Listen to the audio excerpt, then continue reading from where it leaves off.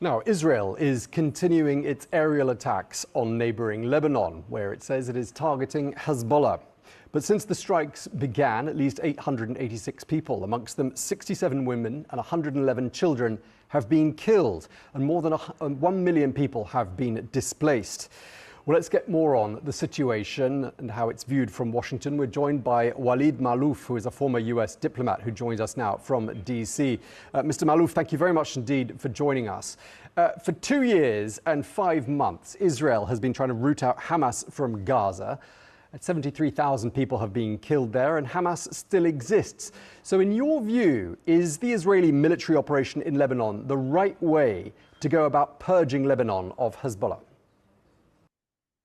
Well, with Israel, it is never the right way, but you need to understand one thing, Tom, is that Lebanon is not in a fight with Israel. Israel is in a fight with Iran on the soil of Lebanon through Hezbollah. And the Lebanese government, who has told the Lebanese people that Hezbollah has turned in their weapons in the southern of the Litani River, based on the agreement between Hezbollah and Israel, which is called the 1701, this issue was not resolved as it should. Suddenly, we saw that the Hezbollah militia are hitting Israel from southern Lebanon.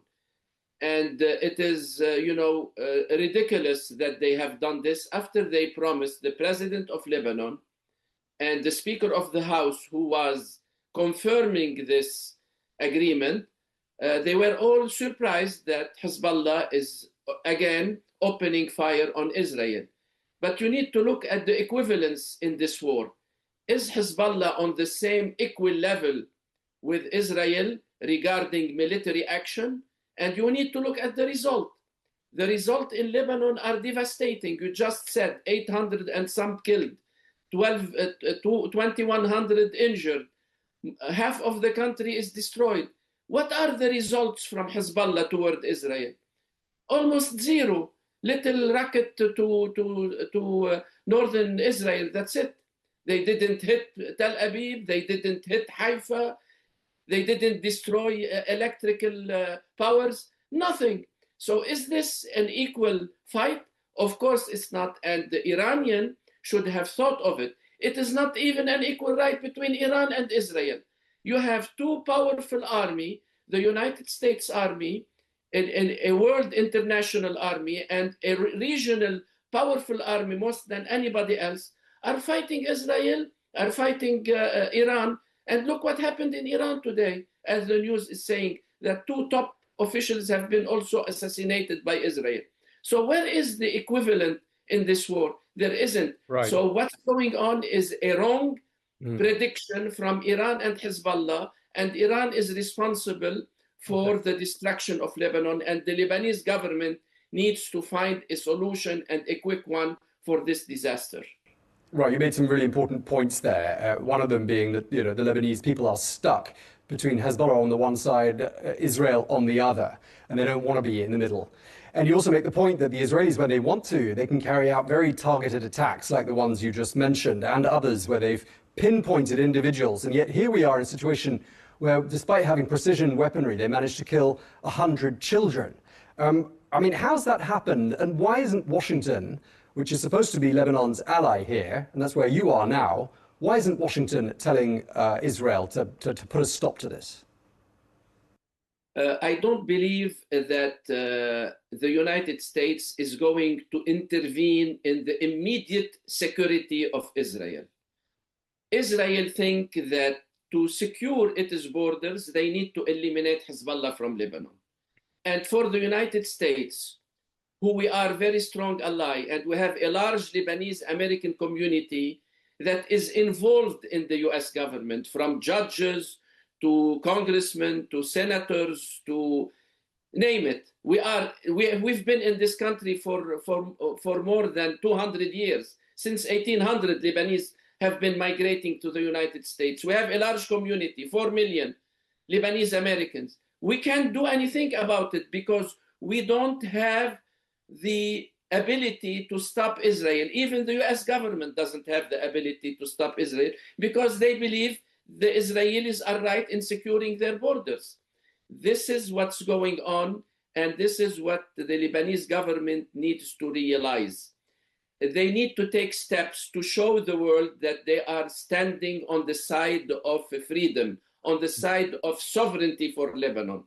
The two Hezbollah ministers should be excused from the Lebanese government. And I want to go further with you. You know that Hezbollah is not registered as a legal party entity in Lebanon. So they have been lying for 30 years in naming themselves Hezbollah, but in reality, there is no permit for them to execute their political views in Lebanon. So the 13 parliamentarians that are for Hezbollah, they are fake. They're not by law, they are by force. Therefore, the Parliament of Lebanon should kick them out of the parliament and appoint 13 Shia who are Lebanese, who are Arabs of this Lebanese Arabs, and strongly support the Lebanese government, not a bunch of military folks who are in the parliament to just continue the agenda of Iran in the Lebanese government. So this needs to be stopped.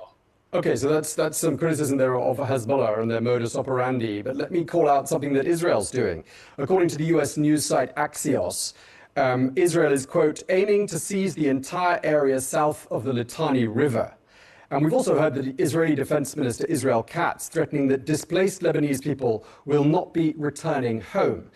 That begs the question, is all of this a prelude to a land grab? And if that is the case, how will the US respond? I am against the war of Israel in Lebanon, period. But Israel has been in Lebanon and occupying Lebanese territory several times, from 1982 to 2006. And they showed in these two incidents that they don't want to grab any land from Lebanon. They quietly withdrew from the whole territory and they went back home to Israel. So why now you think Israel will be grabbing land? I doubt. The only thing Israel wants from Lebanon is security. Stop using the South to attack the Israelis. This is the only request from the Israelis toward the Lebanese government. And Israel, I don't think, is eager to take any water or any land or anything from Lebanon, unless I am being very naive. But I don't think so, because this is what's going on since 1982, and the Israelis didn't grab anything. Why they need to grab things now? Well, one could always look at the situation in the West Bank and ask the same question, and also parts of Gaza. It does look a little bit like there's some expansionist ideas in Israel that perhaps weren't there in 1982. But let me just ask you, going back to the Lebanese government, out of 10, how many points would you give the Lebanese government in their effort to purge Lebanon of Hezbollah? I'm sorry to say almost zero. I don't know what to tell you. They didn't do anything, Tom. They promised that the military or the weaponry of the Hezbollah from southern Lebanon is being grabbed. It is not. They said that they are doing effort in the north of the river, and this is not true. They are not really standing firm with the agreement that they did with 1701. So it was a big disappointment even to the Lebanese. Nobody wants a war. Nobody in Lebanon, it doesn't matter. 99% of the Lebanese, they don't want war. Even the Shia who are being displaced, they don't want this. They are complaining about it. They're tired of it. So the only 1% that Iran has in Lebanon is bringing havoc and destruction to the communities and to the country, and God knows what will happen. I cannot predict what Israel will do. You know, I feel that they don't want to grab any lands, but you never know what Israel will do. I am not a pro-Israeli, or I am not a a pro anything. I am a pro-American who wants Lebanon to be safe, to be sovereign, to be free, and stop using the Lebanese territory to fight anybody else from around us. Okay, and just lastly, there are reports of a French plan for negotiations, some sort of a settlement. I'm wondering what scope you think there is at this stage for dialogue and some sort of a diplomatic solution. Do you see that happening? I don't see it happening, especially from the French, because what they are asking is, let's stop the military arm of Hezbollah and encourage them to go into the Lebanese army and keep doing politics. But their political stands destroyed Lebanon. These people should not be in the political arena of Lebanon. They should be, if you want my opinion, in the long term, Hezbollah has no role, neither military nor politically, in Lebanon. They destroyed the country in both ways. Politically, they destroyed the Lebanese government. Militarily, they destroyed the infrastructure of Lebanon, and they destroyed primarily their communities in the south, in the Dahya, and in the Bekaa. Okay, we're going to have to leave it there, but we really appreciate you taking the time to speak to us. Walid Maalouf, former US diplomat, thank you for joining us from Washington. Thank you, Tom. Thank you.